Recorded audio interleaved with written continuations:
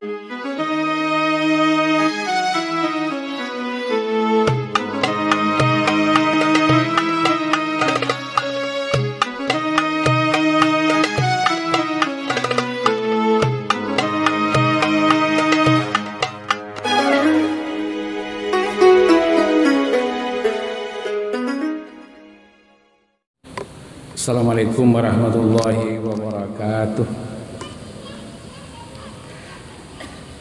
Alhamdulillahirabbil alamin. Salatu wassalamu ala asyrafil anbiya'i wal mursalin wa ala alihi wa ashabihi ajma'in. Asyhadu an la ilaha illallah wa asyhadu Muhammadan abduhu wa rasuluh sallallahu alaihi wasallam. Allahumma shalli wa sallim ala hadzal nabiyil karim Sayyidina Muhammad wa ala alihi wa ashabihi ajma'in. Qala Allah Ta'ala fil Qur'anil Karim, Bismillahirrahmanirrahim. Wa idh qala Ibrahim rabbi ij'al hadha baladan amina warzuq ahlahu minats thamarat man amana minhum billahi wal yawmil akhir qala wa man kafara fa umattihu qalila thumma tarruhu ila azabin nar wa bi'sal masir. Sadaqallahul azim. Dan ingatlah ketika Nabi Ibrahim berdoa, ya Tuhanku, jadikanlah negeri ini, maksudnya negeri Makkah, negeri yang aman, dan berilah rezeki berupa buah-buahan kepada penduduknya, yaitu di antara mereka yang beriman dengan Allah dan hari kemudian. Allah melanjutkan firman-Nya, dan kepada orang-orang kafir akan aku beri kesenangan sementara, kemudian akan aku paksa dia ke dalam azab neraka, itulah seburuk-buruk tempat kembali. Maha benar Allah dengan segala firman-Nya. Kaum muslimin jemaah zuhur yang berbahagia, pertama dan utama sekali puji syukur kita kembalikan kepada Allah Subhanahu wa taala karena berkat rahmat dan karunia-Nya kita dapat ke masjid, kita dapat datang ke masjid besar ini dalam rangka berta'abud dan bertakarub kepadanya. Mudah-mudahan ibadah yang telah sedang dan akan kita lakukan diterimanya dan dibalasi dengan balasan yang berlipat ganda. Amin amin ya rabbal alamin. Kemudian salawat dan salam kita mohonkan kepada Allah untuk dilimpahkan kepada arwah junjungan kita Nabi Muhammad sallallahu alaihi wasallam. Allahumma shalli ala sayyidina Muhammad. Kaum muslimin yang berbahagia, 4 hari yang berlalu kita memperingati hari lahir Republik Indonesia ini, negara yang kita cintai ini, yang ke-78. Berarti umurnya itu sudah tua. Mudah-mudahan tidak bisa kita bandingkan dengan umur kita yang sudah 78. Sekira kalau kita yang sudah berumur 78, itu kata guru-guru kita sudah bonus dibandingkan dengan umur Nabi Muhammad SAW yang hanya 63 tahun. Kaum muslimin, dalam rangka berbagi, saya sedikit berilustrasi gitu. Sekitar 1 bulan yang berlalu, ketika selesai upacara, salah seorang senior saya itu ngomong, "Wis, saya kalau upacara ini mendengarkan lagu Indonesia Raya, saya nggak tahu, air mata saya ini keluar, nangis. Saya dengar bait per baitnya, itu air mata ini keluar. Hampir katanya tidak pernah tidak keluar air mata." Kemudian saya katakan, saya juga agak sering, tapi tidak selalu. Kalau kami wisuda di kampus, ketika selesai wisuda itu biasanya dilanjutkan dengan lagu kebangsaan, itu bagi negeri. Itu yang agak sering saya nangis. Karena itu sebuah janji yang akan kita lakukan untuk negeri yang sudah merdeka ini. Sampai ujungnya itu bagi negeri jiwa raga kami. Akhirnya kami dialog kecil-kecilan gitu. Saya panggil Dada. Kenapa begitu? Mungkin orang yang seumuran kita ini, yang sudah umur dekat 65, 63, saya kira sejarah itu dekat ke kita. Saya kasih contoh. Saya ini orang Bukit Tinggi, orang Kamang. Ketika saya kecil-kecil, kakek saya itu cerita tentang perang Kamang, perang Pajak. Beliau pernah cerita, kemudian saya tanyakan, kami panggil Nyi Antan, umur Nyi Antan tahun 2008, 1908 itu baru umur. Kecil beliau lah bujang, lah taluk membawa bambu, lah ikut perang. Cerita perang itu luar biasa. Itu sampai hari ini masuk. Kenapa begitu masuk ke otak pikiran saya ini? Karena ketika kami SD itu, kalau peringatan perang Kamang itu dibawa ke makam pahlawan Kamang itu. Di situ ada 2 makam pahlawan, satu di Kamang Mudi, satu di kampung saya di Kamang Mudi itu, yang kedua di Kamang Hilir. Mutar. Orang tua itu bersejarah. Di sini dulu pertempuran, namanya di Kampung Tangah sekian mati, ini kolongnya gitu. Itu masuk. Kemudian beberapa perang yang terjadi kemudian tahun 47 sampai 49 mempertahankan kemerdekaan. Saya pernah mengantari ibu saya mengurus jadi anggota veteran. Saya tanya, "Mak, veteran itu apa, Mak? Dulu apa kerajaan Mak?" Kiranya Bapak Ibu sekalian mantan nasi kaurang dan ikut mempertahankan kemerdekaan itu. Karena Belanda mau masuk dengan teman-temannya tahun 47 sampai 49, namanya agresi. Kemudian yang paling menyedihkan menurut ayah saya itu apa yang terjadi PRRI tahun 58, 59 sampai awal 60-an. Ayah saya itu cerita, di situ tidak jelas mana yang teman, mana yang musuh, mana yang saudara sesungguhnya, mana yang tidak. Karena kita serumah saja bisa perang. Itu perang mental yang luar biasa, ketakutan yang luar biasa. Ayah saya itu bercerita, beliau kebetulan itu murid Buya Haji Mansur, mengajar di rumah sekolah Buya Haji Mansur, orang NU. Mertua ini itu orang Masyumi. Karena orang NU dibawa oleh tentara pusat itu tukang jahit baju, kebox namanya. Itu kalau beliau bercerita menangis. Kalau mau ada menembak malam itu, beliau mengatakan jangan tembak ke sana. Kalau pulang ke rumah menyebut beras itu setengah mati.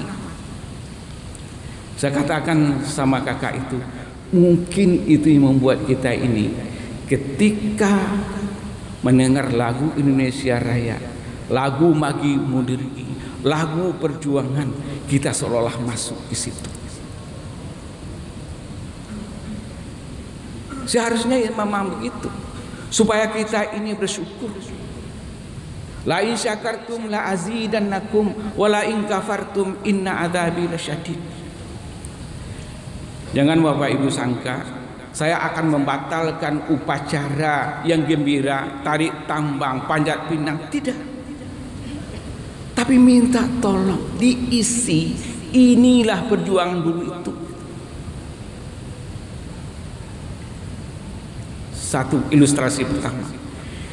Ilustrasi kedua, kemarin pagi Saya jalan pagi ke kampung sebelah, kiranya ibu-ibu keluar rumah gitu. Saya agak berdiri sebentar, apa yang terjadi? Kiranya anak-anak umuran sekolah SMP, SMA, dia ambil bendera yang di halaman-halaman rumah orang itu, dia masukkan ke got, ke bandar yang ada di situ. Akhirnya saya berdiri di situ. Pak, jali Pak, iko bendera diambilnya di anak kampung sebelah, kecuali kami kaja tadi tidak dapat. Kok dilaporan ke polisi, bisa ditangkap di polisi, bisa dihukum pidana.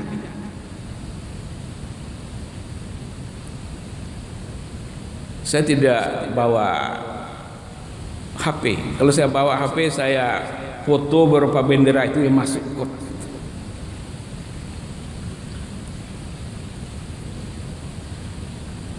Istri saya itu orang sejarah, ngajar sejarah, sudah pensiun.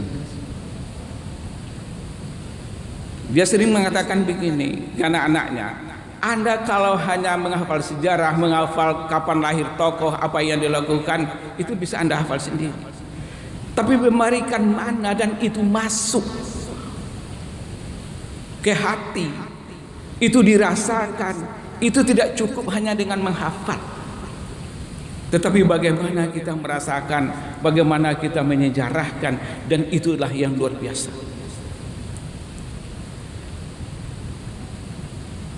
Saya seorang murid yang mungkin tidak punya talenta untuk menghafal.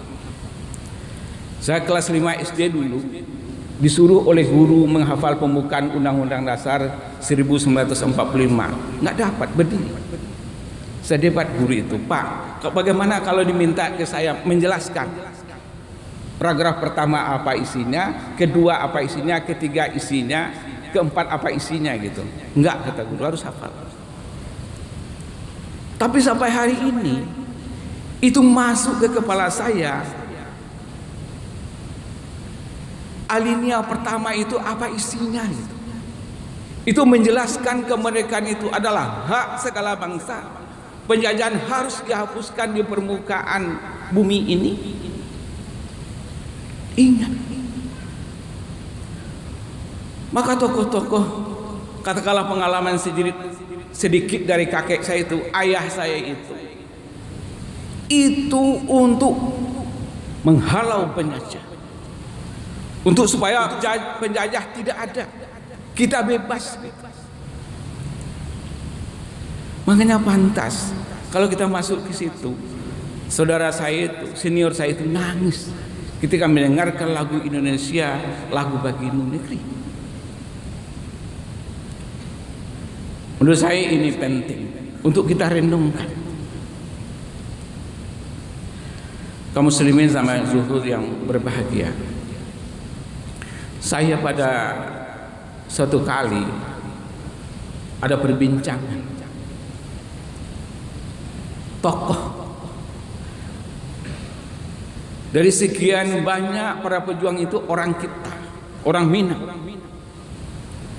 dan rata-rata punya pengalaman jadi guru. Jadi pejuang itu jadi guru. Jadi guru itu bagaimana mencerdaskan orang supaya orang baik, bagaimana menjaga orang supaya orang baik dan pintar. Dia sebut tokoh mulai dari Agus Salim sampai Muhammad Atta, sampai Buya Hamka, sampai Muhammad Nasir, guru itu yang berjuang.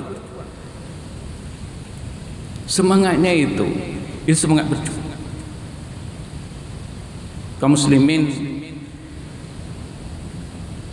boleh kita renungkan, boleh tersinggung atau tidak.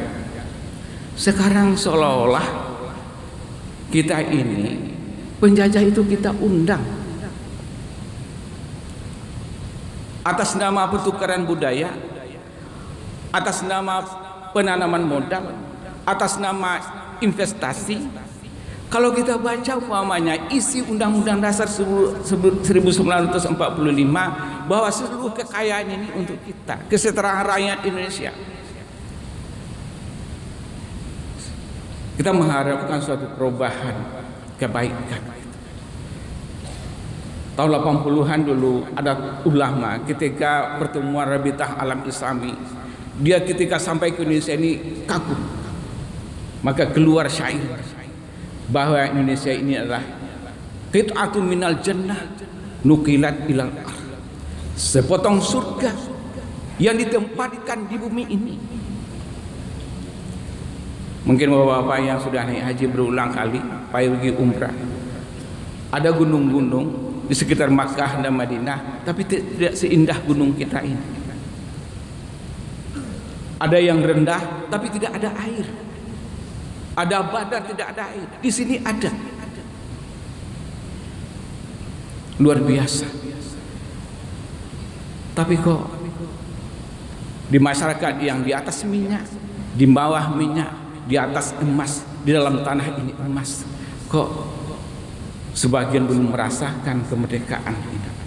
Makanya tadi saya kutip ayat yang itu merupakan doa Nabi Ibrahim.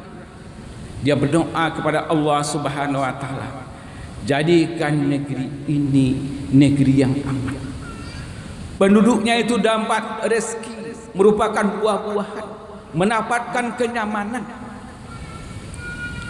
Mudah-mudahan kita ini dalam rangka memperingati 78 tahun kemerdekaan Republik Indonesia kita punya kesadaran bagaimana kita ini orang yang bersyukur, negeri ini aman untuk kita. Jangan kita ini hendaknya menjadi kufur nikmat. Kalau kufur nikmat itu adalah akan mendapatkan kenikmatan yang sedikit, qalil, kenikmatan yang sedikit. Kenikmatan hanya mungkin ketika kita mendapatkan menyalang roh kita diambil oleh Allah Subhanahu wa taala. Maka dari itu kita mohon kepada Allah Subhanahu wa taala, rahmat akan datang ke negeri kita ini. Allahumma anzil rahmata wa ni'mata wal maghfirata ala ahli biladina. Ya Allah, turunkan rahmat, turunkan nikmat-Mu ke negeri kami ini, supaya negeri kita ini menjadi baldatun thayyibatun wa rabbun ghafur. Banyak maaf. Assalamualaikum warahmatullahi wabarakatuh. Allah